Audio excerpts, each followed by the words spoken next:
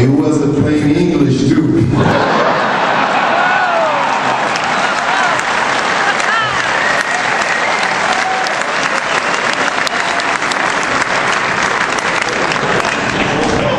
Stay close security. But at any rate, we'd all go back to the bus and we'd, and every time they would goose me all the way to the back of the bus. Well, I don't know what happened to Santo, but he became goosey. And we used to, well, I did anyway, the rest of the guys were afraid to touch his granny up. Even when he had the two prostheses. Wait a minute, Jose, how do you say that word? Jose, how do you say that? Tell Randy. Oh, you little backhead. But, we started. He said prosthesis.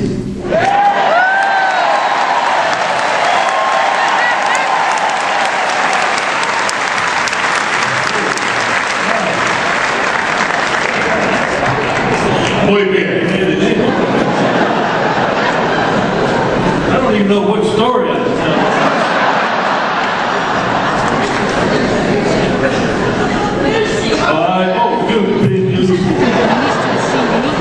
Well, Santo, even the last couple of years here at the convention and whatnot, we'd be up having dinner, and every once in a while I'd touch him up.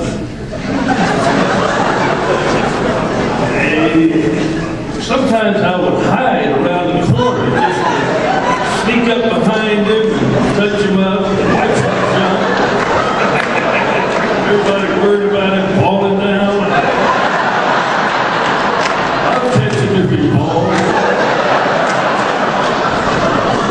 And I used to wear his fanny out. And even when we play golf, I'd touch him up.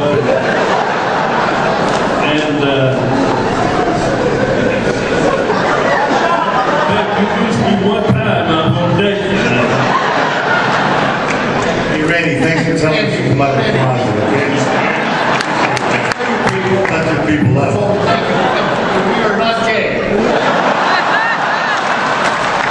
Something happened with the next third grade. I don't know. Well, I'm not gay either.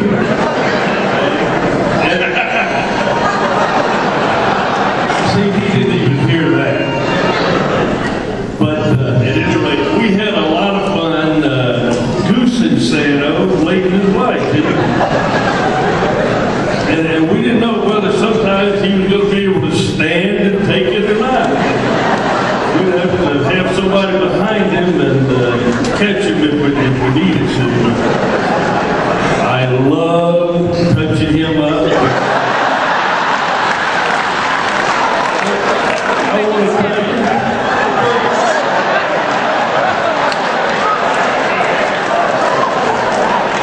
Randy, maybe you should have given up. In fact, maybe you should have swapped. You could have been his roommate. I'm just saying. You're bad now. Where's security? But at any rate, never mind. Thank you for that fascinating story. You're welcome.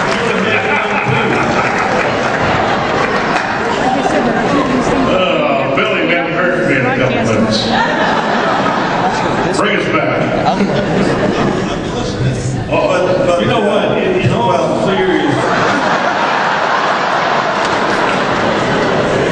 In all seriousness, isn't it amazing how we can sit here and talk about a dear friend like that? Yeah. And be able to share that because not many other people are able to do it, and we're very lucky to have had him as a friend.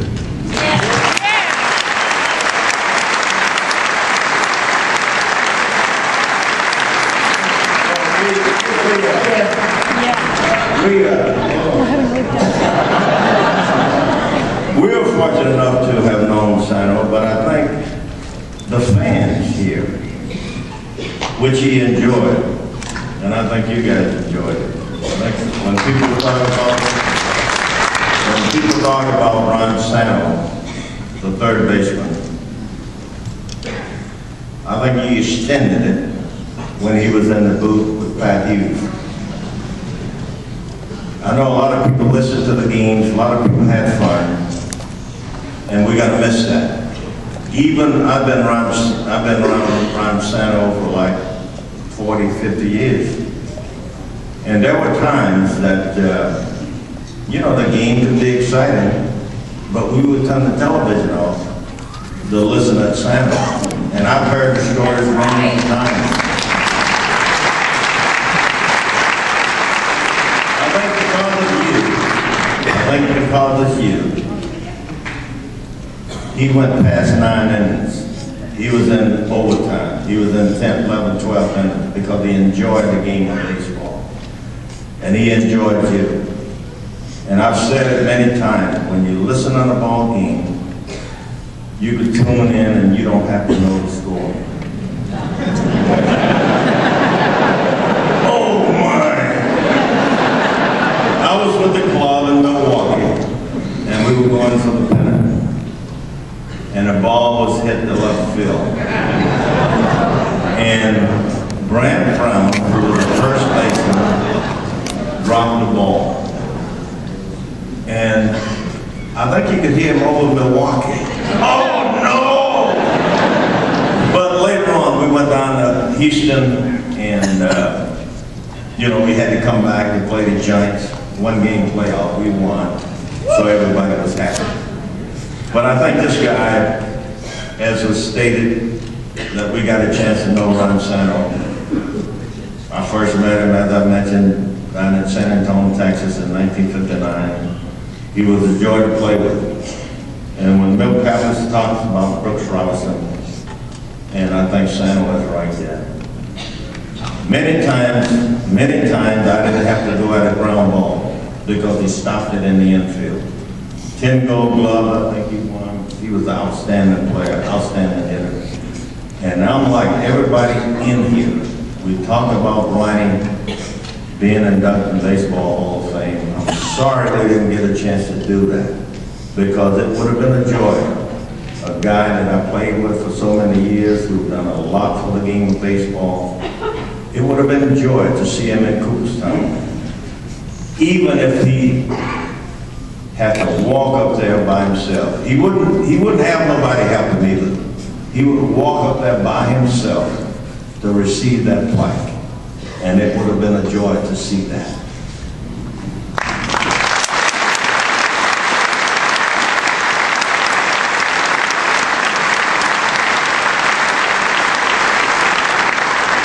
I've always wondered, the famous slide when Ronnie went head first into second, almost. Who said anything to him when he came back in the dugout? Everybody. Oh. Everybody. Oh. That picture went all over the world. It was in a game we playing out at Wrigley Field, and of course it rained real good, and it was kind of muddy around second base. And I think this is one of the first times Santo slid head first. I think he hit a ball down the right field line, left field line. And somebody got the ball up to him to second base. And he took a swan dive to get to second base. But because it was so muddy, and he was about 5 feet from the bag. And he's trying to stretch to get to it. And when he came to the dugout, everybody went there. I think everybody saw that in the paper all over the world, and everywhere we went, everybody said, "Hey, Ronnie, go ahead first in the second base." And that really made him mad.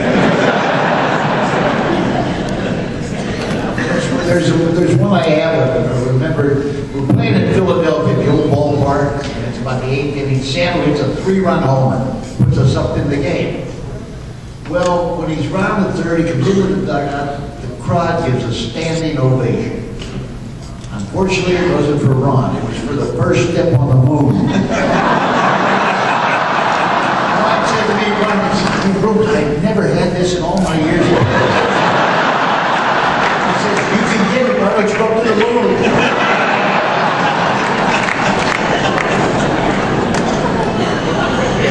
Time is flying by few minutes left. Another thought or so? Well, pitching the Wrigley Field, I always thought that defense is real important. And I always knew that the right side of the infield was always taken care of. We had Kessler there and Monsanto. And any balls that were hit in that direction, I knew that those two individuals would make short work of them. And Ronnie was that kind of guy. I only got to finish off the story. Wait a minute, excuse me one second. How about second base? What happens when the ball hits the side? I want you to explain this, that Bernie. Well, Glenn Becker was my best man. It's really too bad that your club wasn't good until you retired.